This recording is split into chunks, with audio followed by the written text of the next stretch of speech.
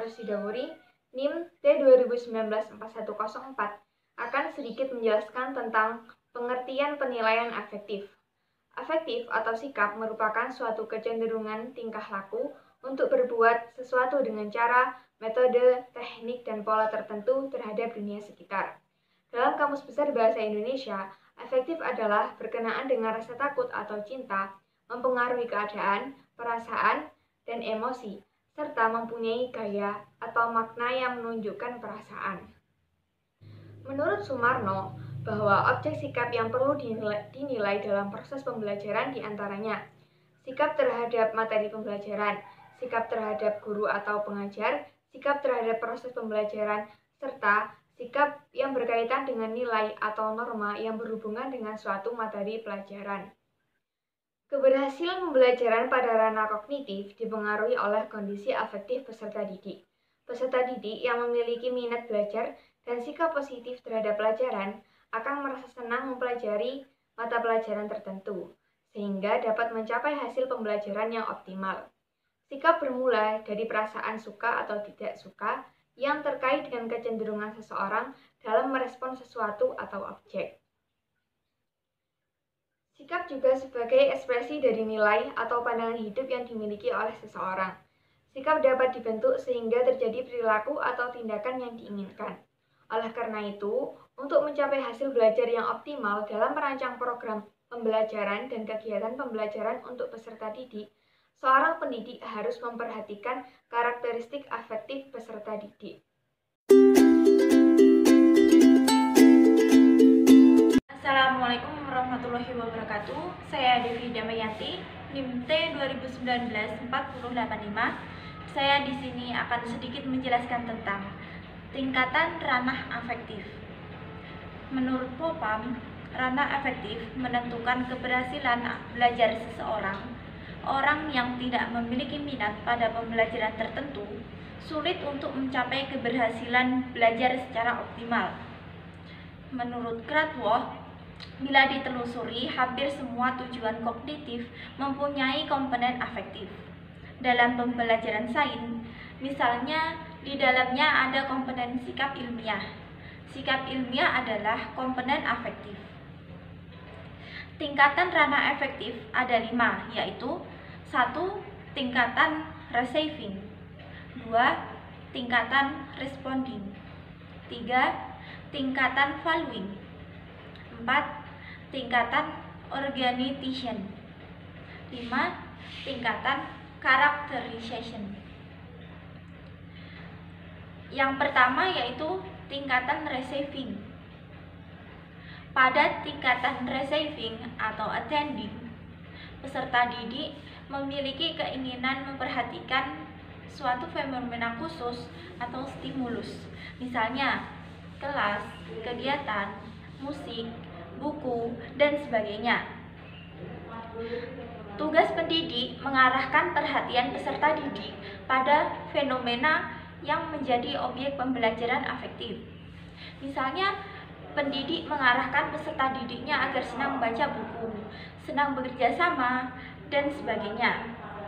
Kesenangan ini akan menjadi kebiasaan, dan hal ini yang diharapkan yaitu kebiasaan yang positif. Yang kedua yaitu tingkatan responding. Responding merupakan partisipasi aktif peserta didik, yaitu sebagai bagian dari perilaku.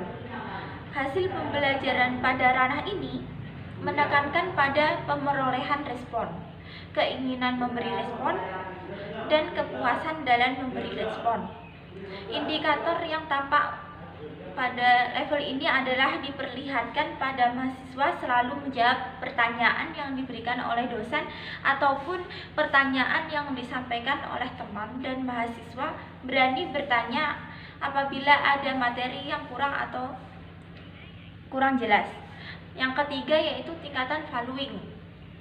Valuing melibatkan penentu nilai, keyakinan atau sikap yang menunjukkan derajat internal variasi, dan komitmen.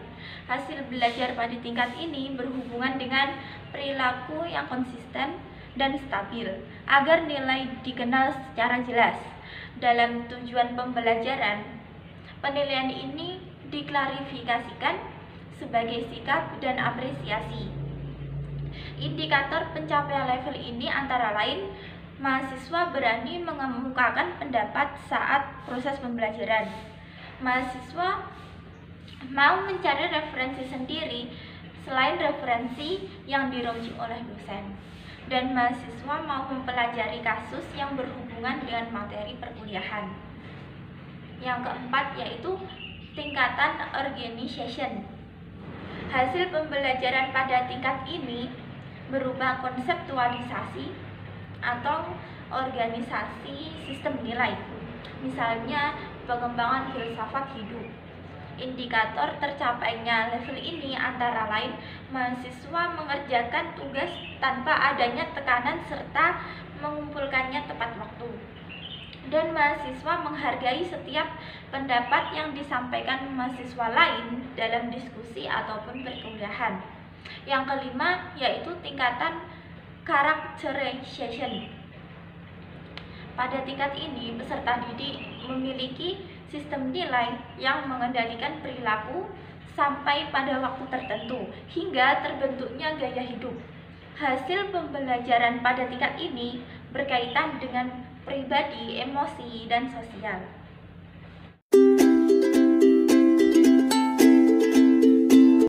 Assalamualaikum warahmatullahi wabarakatuh. Saya Desi Fitrianingsih, NIM T 2019-4096. Di sini saya akan menjelaskan tentang karakteristik dari ranah afektif. Pemikiran atau perilaku harus memiliki dua kriteria untuk diklasifikasikan sebagai ranah afektif. Ranah afektif merupakan salah satu taksonomi tujuan instruksional yang berkaitan dengan kondisi psikologis atau perasaan seseorang.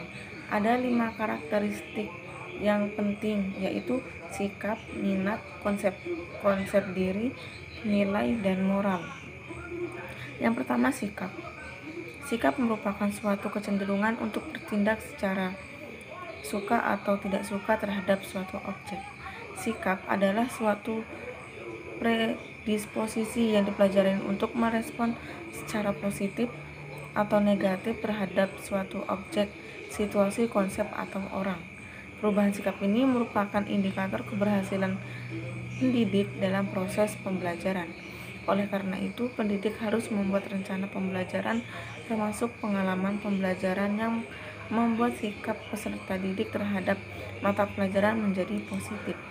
Minat adalah suatu disposisi yang terorganisir melalui pengalaman yang mendorong seseorang untuk memperoleh objek khusus, aktivitas, pemahaman, dan keterampilan untuk tujuan perhatian atau pencapaian. Minat berhubungan dengan perhatian. Seseorang yang menaruh minat pada mata pelajaran tertentu cenderung untuk memperhatikan pelajaran tersebut. Konsep diri. Konsep diri adalah evaluasi yang dilakukan individu terhadap kemampuan dan kelemahan yang dimiliki. Konsep diri penting menentukan jenjang karir peserta didik, yaitu dengan mengetahui kekuatan dan kelemahan diri sendiri dapat dipilih alternatif karir yang tepat bagi peserta didik. Selain itu, informasi konsep diri penting bagi sekolah untuk memberikan motivasi belajar peserta didik dengan tepat. Nilai merupakan suatu keyakinan tentang perbuatan, tindakan, atau perilaku yang dianggap baik dan dianggap buruk. Definisi lain tentang nilai yaitu adalah suatu objek aktivitas atau ide yang dinyatakan oleh individu dalam mengarahkan minat, sikap, dan kepuasan. Oleh karenanya, suatu pendidik harus membantu peserta didik menemukan dan menguatkan nilai yang bermakna dan signifikasi bagi peserta didik untuk memperoleh kebahagiaan personal dan memberi kontribusi positif terhadap masyarakat. Yang terakhir, moral. Piaget dan Kohlberg banyak membahas tentang perkembangan moral anak. Moral berkaitan dengan perasaan salah, atau benar terhadap kebahagiaan orang lain atau perasaan terhadap tindakan yang dilakukan diri sendiri.